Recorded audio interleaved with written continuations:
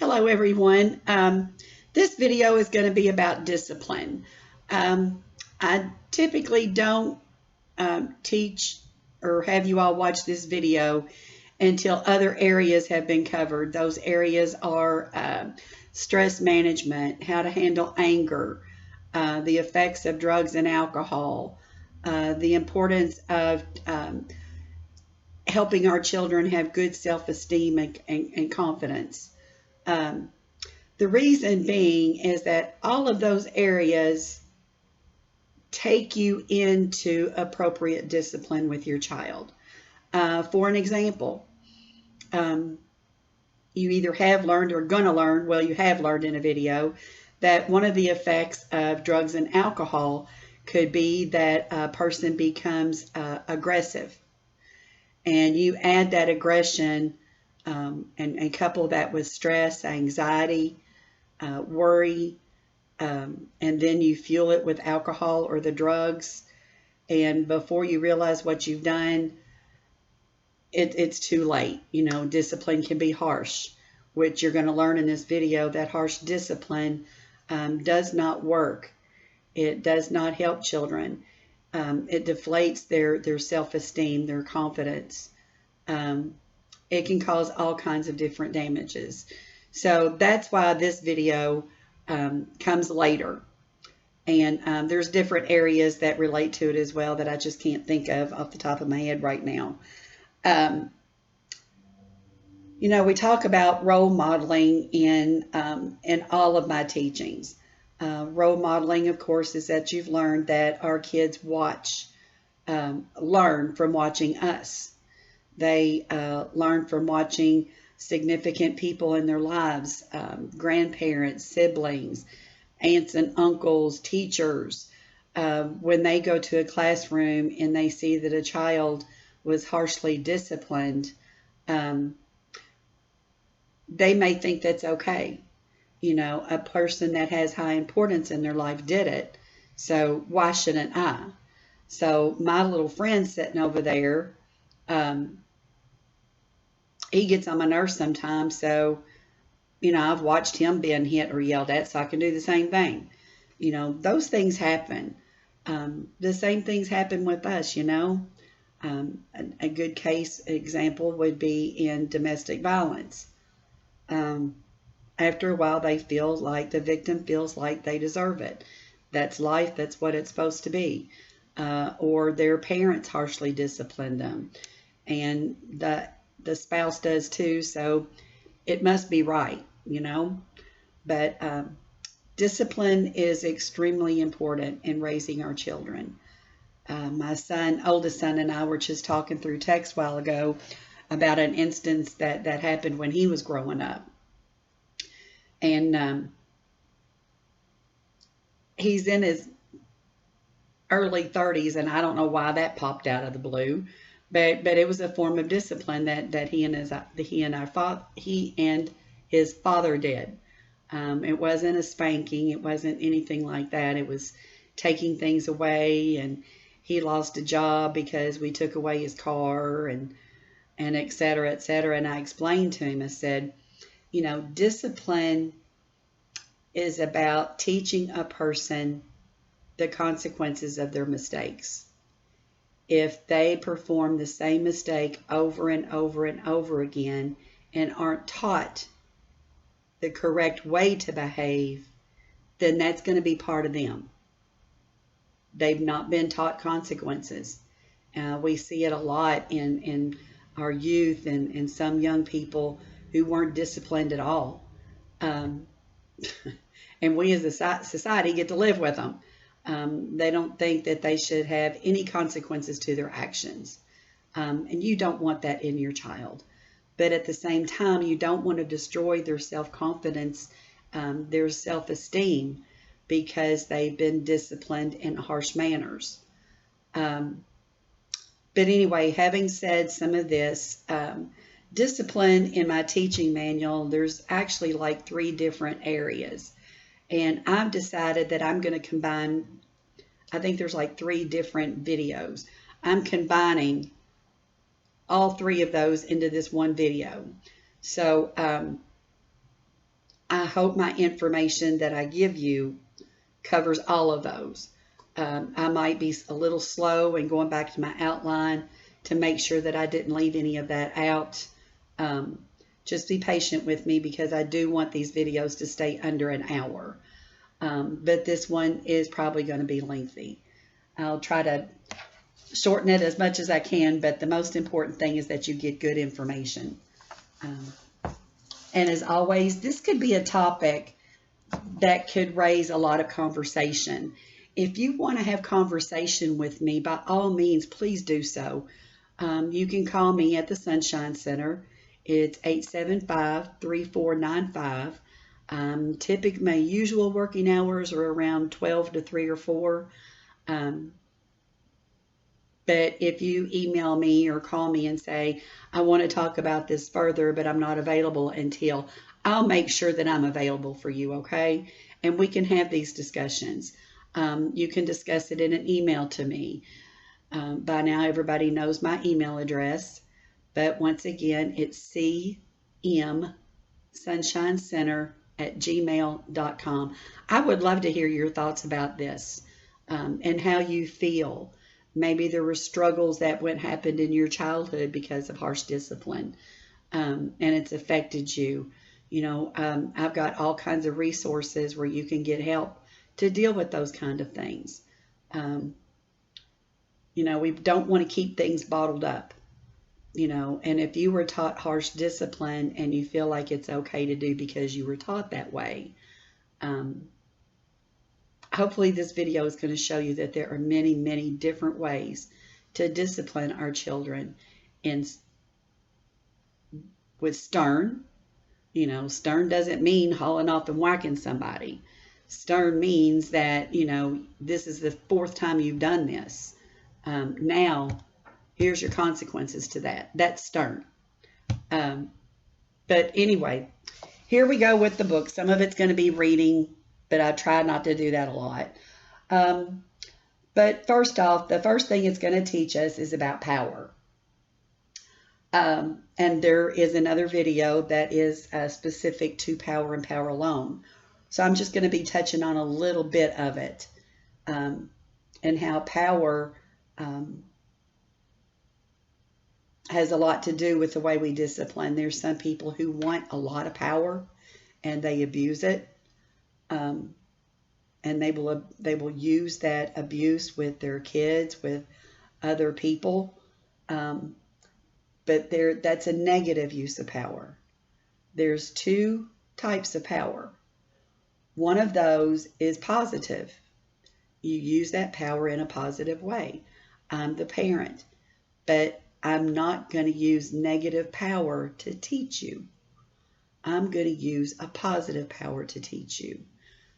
You have the power from learned experiences.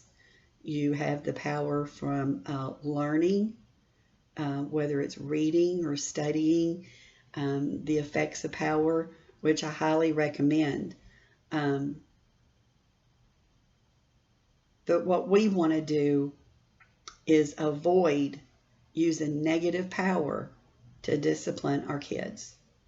The same basis is for a significant other person in your life. You want to make sure that you're using positive power, and check yourself if you feel like you're using some negative. Back off. Always apologize. Apologizing doesn't make you small. It makes you really big that you've admitted you did something wrong. Anyway, but that's mostly what I'm going to talk about, a lot of the power in here.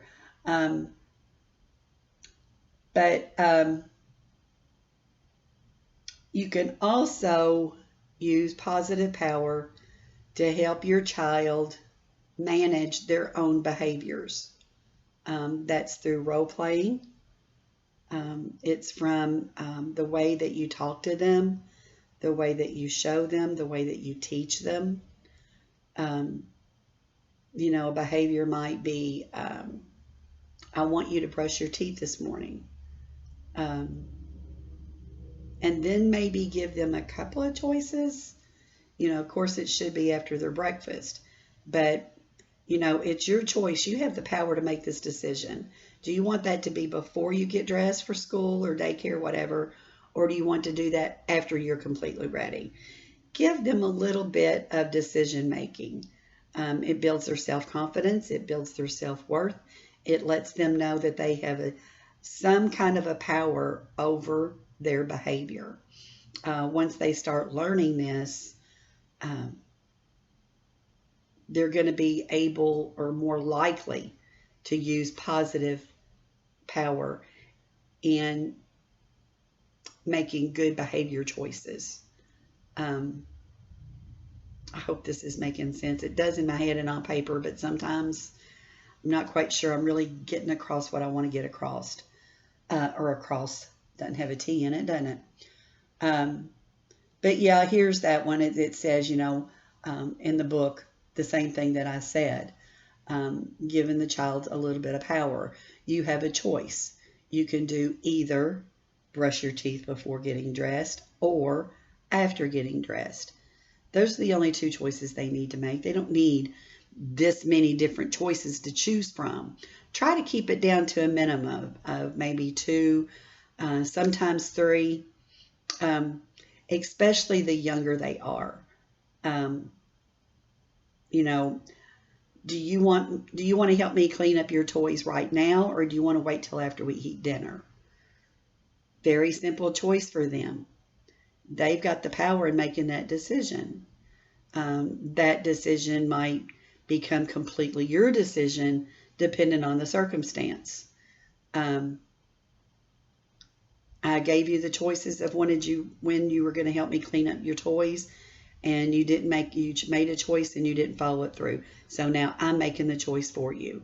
Now we're going to get this room cleaned up. That's appropriate use of power. That's appropriate use of discipline. If it becomes a battle, which I had with my kids, most of this stuff, folks, I've been there, done that, made a lot of bad choices, made some good ones, which is what parenting is. That's what we do. Lost my train of thought there, but yeah, we would come down to a battle of wills, I guess you could say, especially with my youngest. And it would get to the point, especially on cleaning things up, of, whatever that you don't help me clean up, you don't get to play with tomorrow.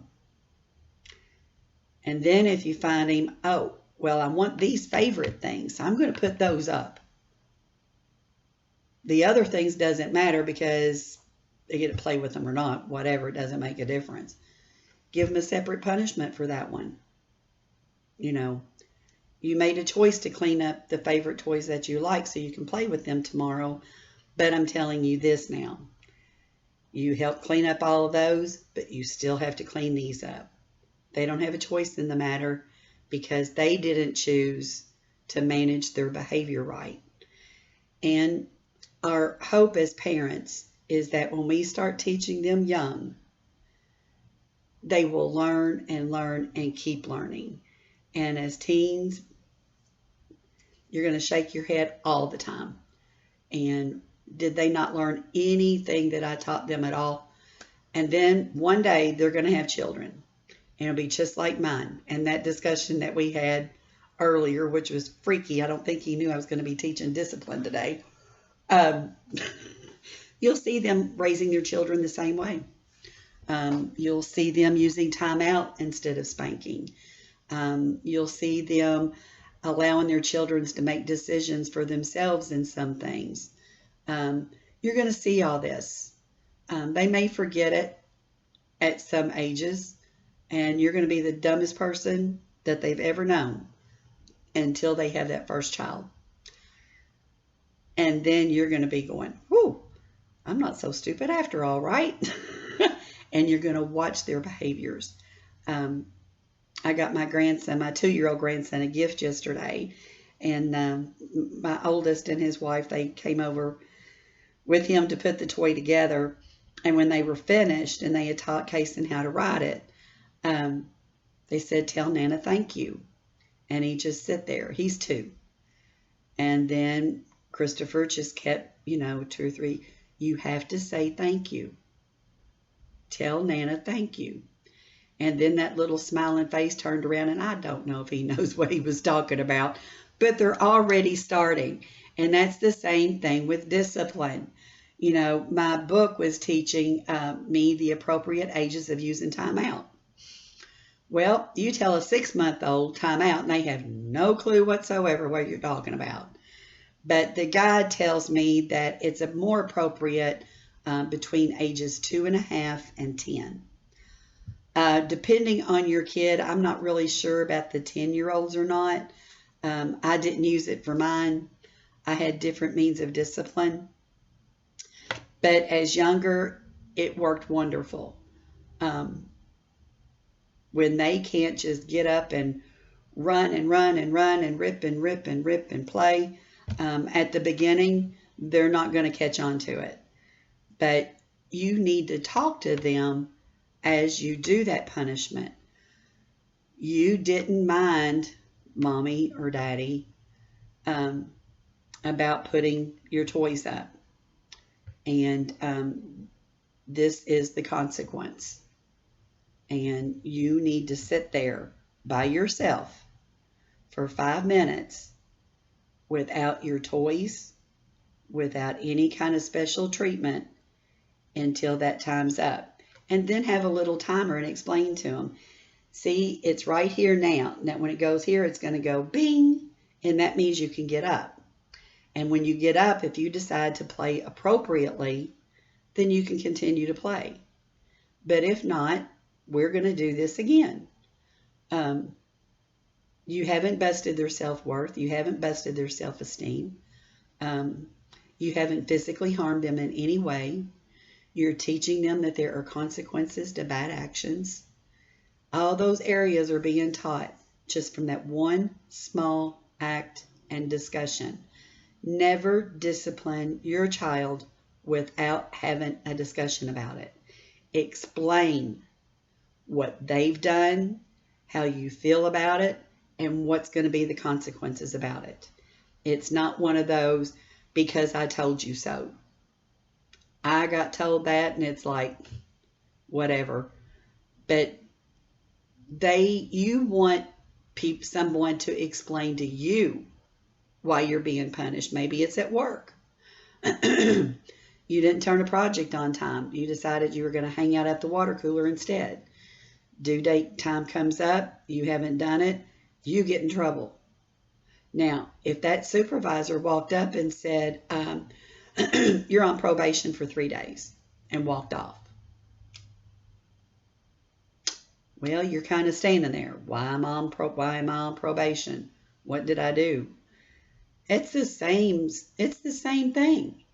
Your child has the right to know what they've done wrong, how they should have done it correctly, why they're being punished, and why is it a consequence.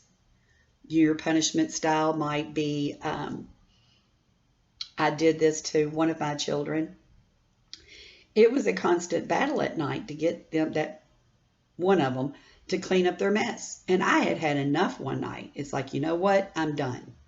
There's no more arguments, no more disagreements, no nothing.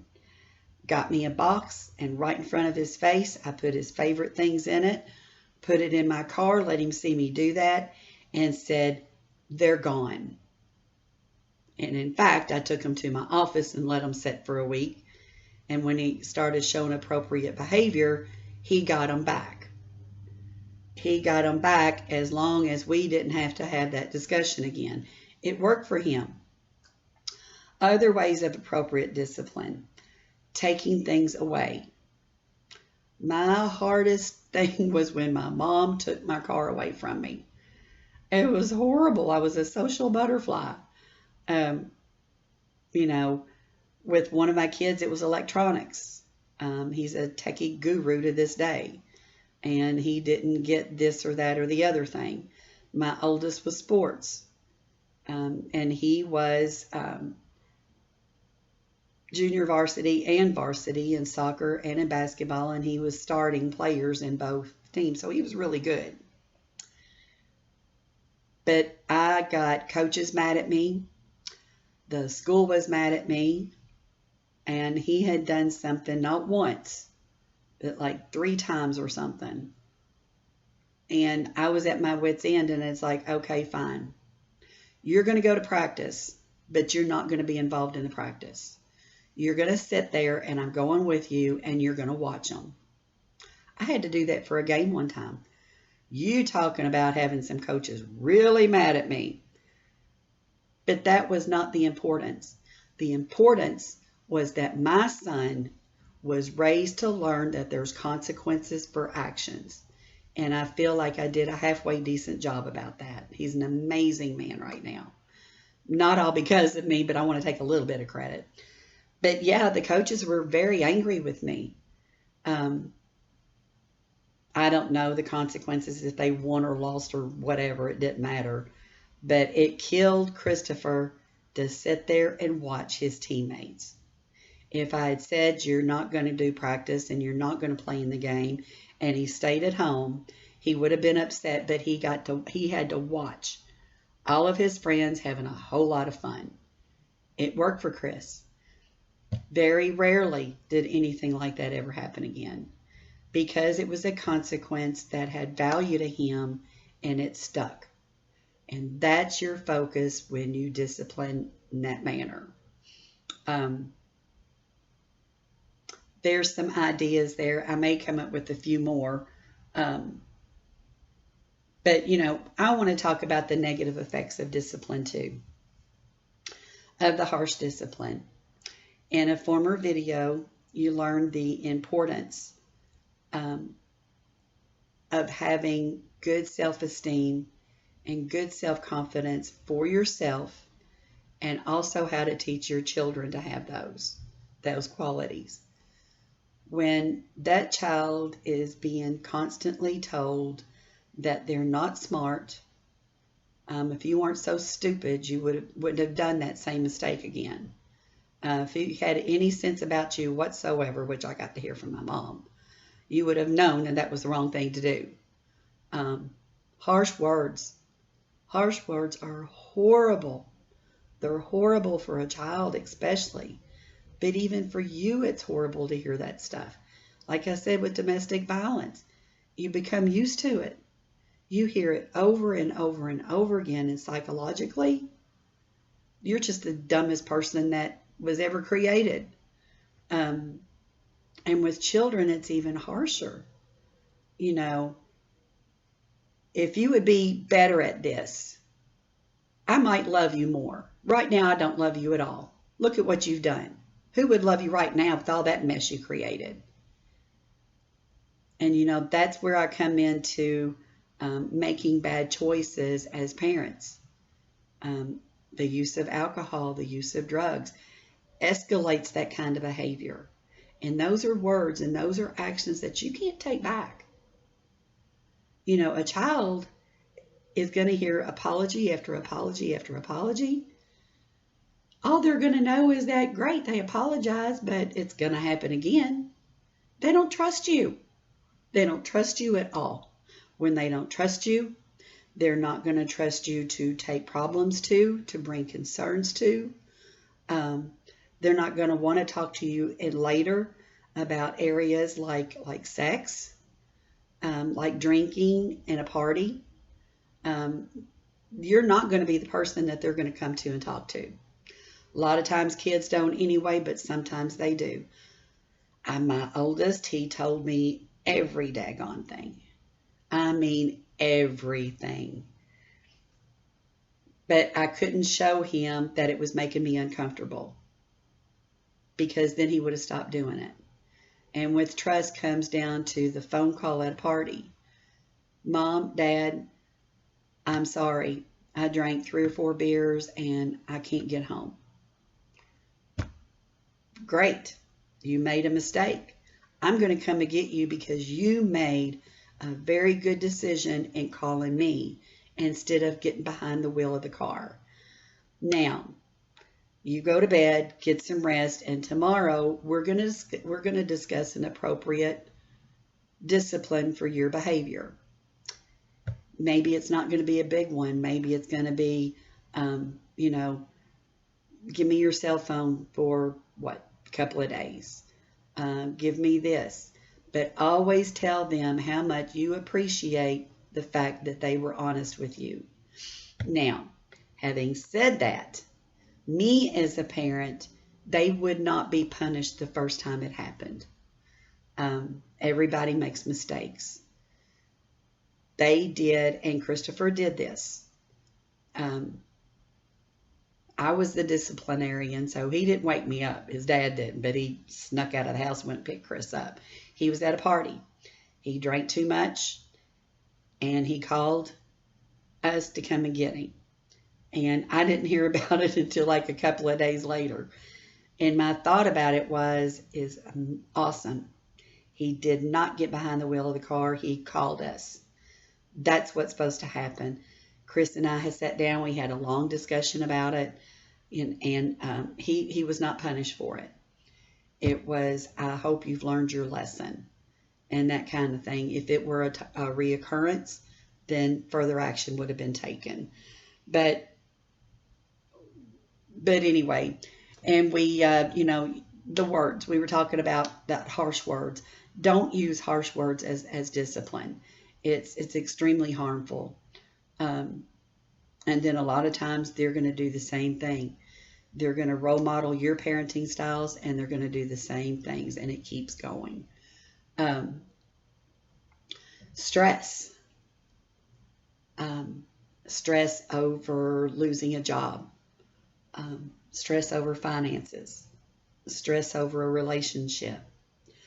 Anxiety of where am I going to get the money to get some groceries. Anxiety and stress on how am I going to pay this electric bill. If you haven't learned from former videos, and if you need to research it, ask other people questions on how to deal with all of that stress and anxiety, it can surface in the way that you discipline. If you're angry and you feel like all you want to do is just hit something, that something that you hit might be your child. And that's something you can't take back. It's done. Now they are putting love and violence together, which they don't. It's like, well, they used to say oil and vinegar, but they're just not magnets. They don't work together. Drugs and alcohol, stress, self-confidence. We've talked some about that, on how damaging it can be to your child. It just burns it out, and they're just left with nothing. Let me see. Let me look around to here on a little bit of notes. We've talked about that. We've talked about timeouts, different ways. There's some other ways in here about appropriate discipline that I want to talk about. One to trigger my memory here. When I start out with a good outline, and then I just come up with all kinds of different stuff, and I have to keep going back to make sure I'm teaching what I'm supposed to be teaching. Let's see here. Never use threats as choices. That can be looked at in a few different ways. What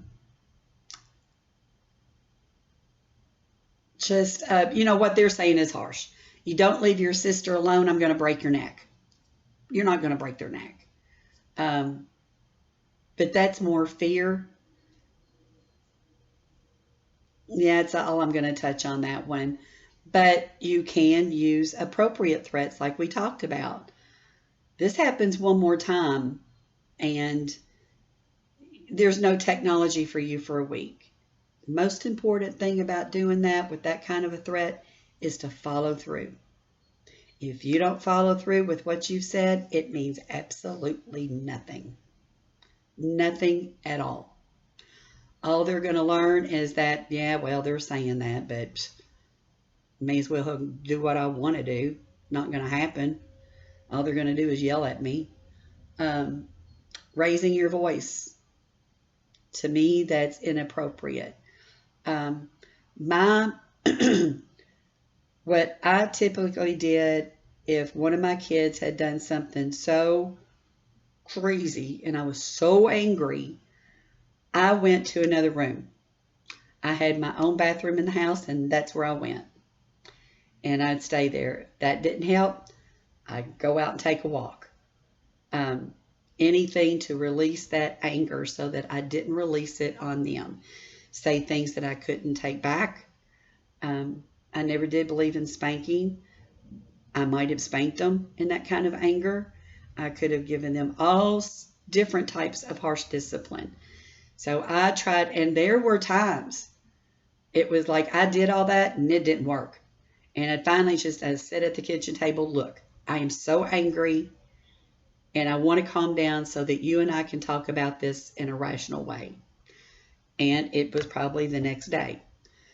Okay, I have all those nutto feelings out of me and sit there and realize there's no sense in the world for me being that angry about a mistake that you've made.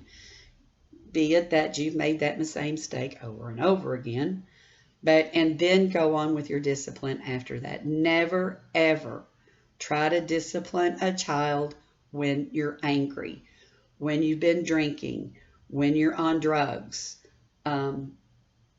Try to take, we're learning about handling stress, whether it is an app on your phone that you can get that's just calming, help you release that tension. If it's going away in a room by yourself to read a book, you may need to get on your bicycle and go around whatever it is that you can use to vent that anger out of your system.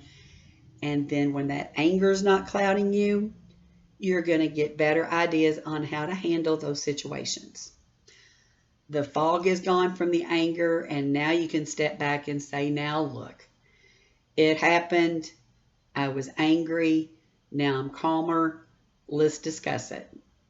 And let's also discuss the consequences, because there's going to be some. Oh, let's see. Don't give choices when there aren't any.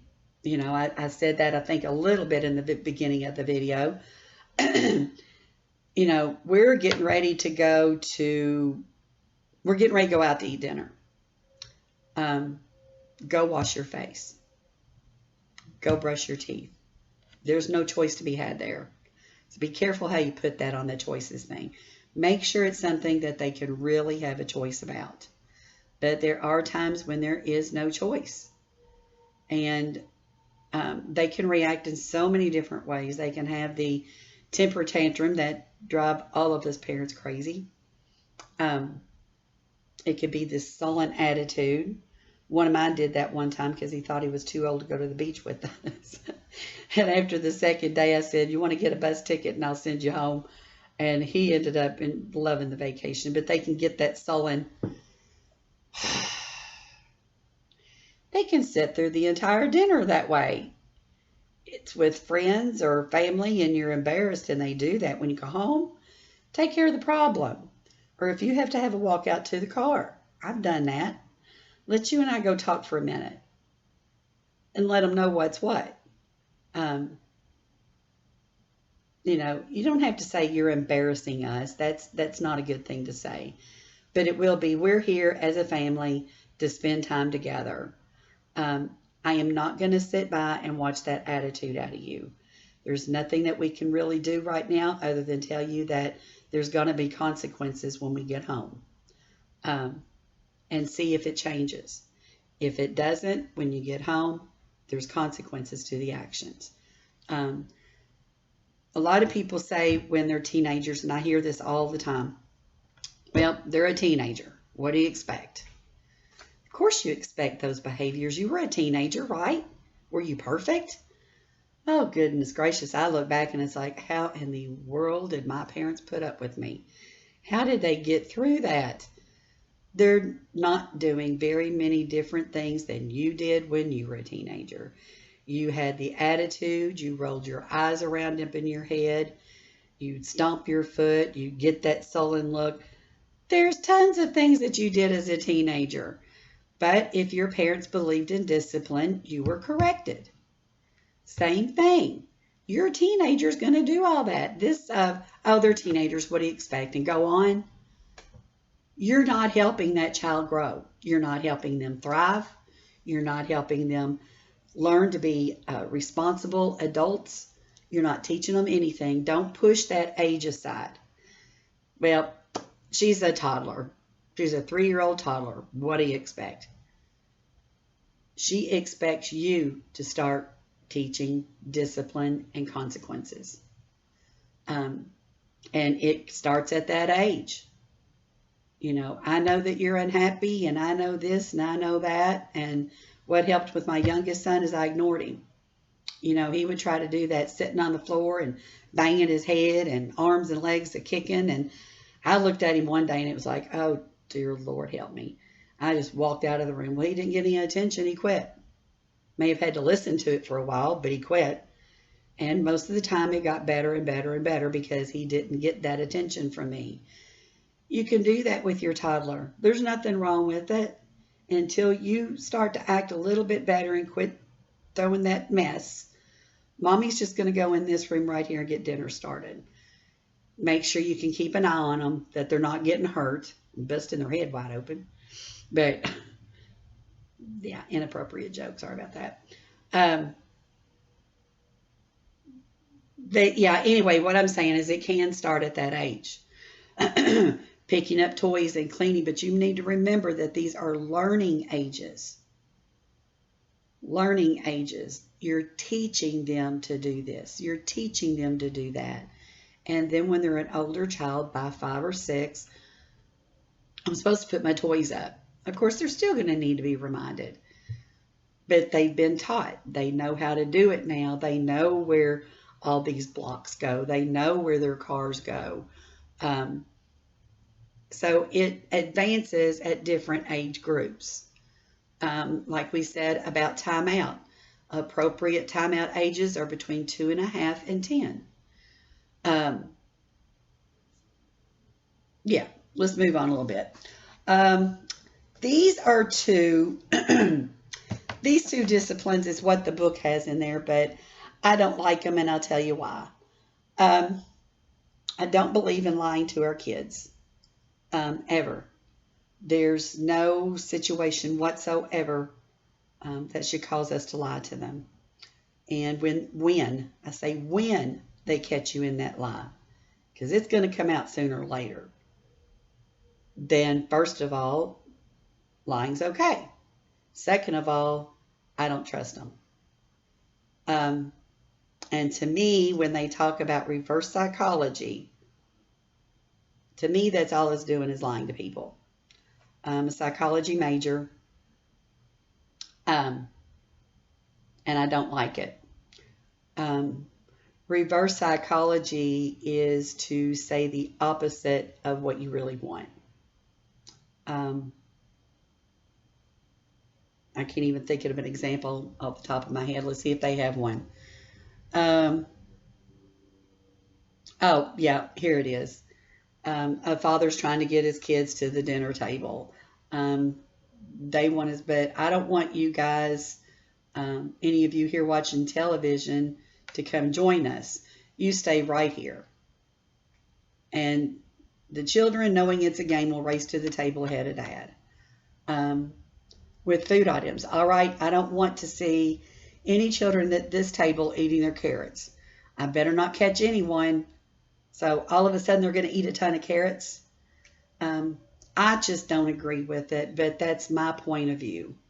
Another one that they call it is a Fuller approach. This one has a little bit of merit to it. I do like the example they use. It's time to brush your teeth now. I don't want to. Well, you're really good at it. I've seen you do it before. Are you telling me you don't know how to brush your teeth? And depending on the age, they may want to show you that they can do it. That could be things. And then for a small child, I love this one. It's like talking objects. You're pretending that an object is talking to them. So you're trying to help them learn how to get dressed. And for some reason or another, they just don't want to do it that day. And then the example they say is a shoe that says, put me on, and you get the gist. In a few of those cases, if it works for you, give it a shot. And here's another point that I didn't want to miss.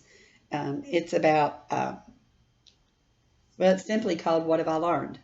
And that's when I've recommended that you have discussion before discipline, during discipline, after discipline. You know, this is the third time that you went to a party and I found out you were drinking. Have the discussion about it. You know, maybe they come home and vomiting so badly.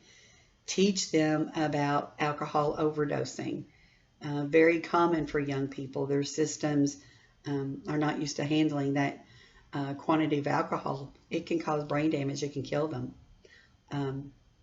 You know, driving in a car, doing this, doing that. What have you learned about this experience? Say that your 7-year-old has been in timeout because they hit another child. Discuss afterwards. What did you learn? Did you learn? And if they're not old enough, just dig for information out of them. Did you learn that it's not right to hit a child? Did you learn this? Or you see where I'm going with that one, the conversation. Discipline is not just, and I've talked about it, but I'm still going to push this on through. It's not just about doing something. It's explaining why their behavior is not what it should be. It's discussing the discipline that's going to happen. It's discussing the fact that there's consequences, to actions and behaviors. All of that is discipline. Having the discussion. It is crucial in discipline. And I may say this again before the video's over, which it almost is. I need to get moving here. I think I pretty much covered everything I wanted to on that one.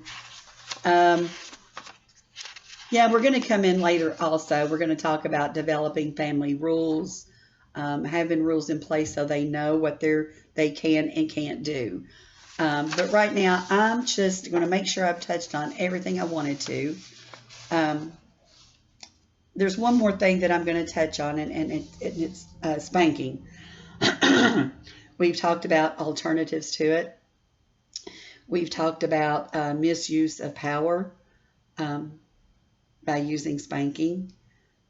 We've talked about how it can diminish their self-confidence, their self-esteem, their self-worth. We've talked about stress and addiction, how they can be a big part of the way we discipline our children. But another thing that I want to discuss, and I think I may have said a word or two, but I wanted to reinforce this one. I did talk about it. It was the fact I compared it to domestic violence.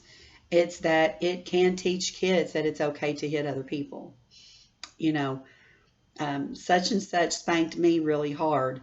Such and such spanked me because I wouldn't listen to him. Well, my friend won't listen to me, so if I just knock him upside the head, maybe he'll listen. They will develop those attitudes and those thoughts. I said I was pretty sure that I did talk about that, but I did want to bring it back up again. All these things are so important to me. You know, and then later we are going to talk a little bit more about teaching your children to manage their own behavior. And it's going to be as well as teaching them how to verbally and physically redirect their behaviors and such. That's going to be in another video, or either I'm going to take pieces and parts of it and put it in other videos. But these are the main things that I wanted you all to hear and learn about. Like I said, if you want to have discussion, always contact me. I love having discussion. Maybe you can give me an example where I was wrong about something. And that's good too. I'll allow that. But anyway, The homework assignment that I have for you all this week, and I want to see it in the email, all right? Write it down, take a picture of it, send it as attachment. A lot of people do their homework and their quiz on one sheet. I talk about this a lot. Remind you, take a picture of it, attach it. I've had some that have accidentally attached them 4 or 5 different times, and bless their heart, but yeah, I'm not techie. I need to shut up about that. But anyway, the homework assignment. I want you to talk about an occurrence in your life when you receive discipline. How would you, as a parent, handle that discipline differently? Going to get you to thinking, isn't it? Once again, talk about an occurrence in life that you receive discipline about. As a kid, as a teenager, whatever. How would you, as a parent, handle that discipline differently? Just some thought-provoking stuff. I'd like to hear your thoughts on it. Now here we go for the beloved quiz. Okay, number 1, name 2 types of power that I discussed in the video. I want answers for all 4 of these to come from the video, not just your thought about it. That's not where we put your thoughts. We put your thoughts in discussion you want to have. Or you can add to it if you want to as well. That's fine. I love to read them. But anyway, number 1, name 2 types of power that I discussed in the video. Number 2, what's an appropriate age limit for timeout? Once again, what is the appropriate age for timeout? I gave you a range a couple of times, I think. Number 3, how does harsh discipline affect a child's self-worth? Once again, number 3, how does harsh discipline affect a child's self-worth? And number 4, how does stress affect the way you discipline? Once again, number 4, how does stress affect the way that you discipline?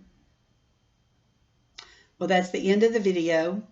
I dearly welcome discussion if you want to have discussion. Always remember that, and I take objective criticism very well. Don't scream at me, please. That's not objective criticism. But anyway, everybody have a great rest of your day, all right? I'll talk to you later.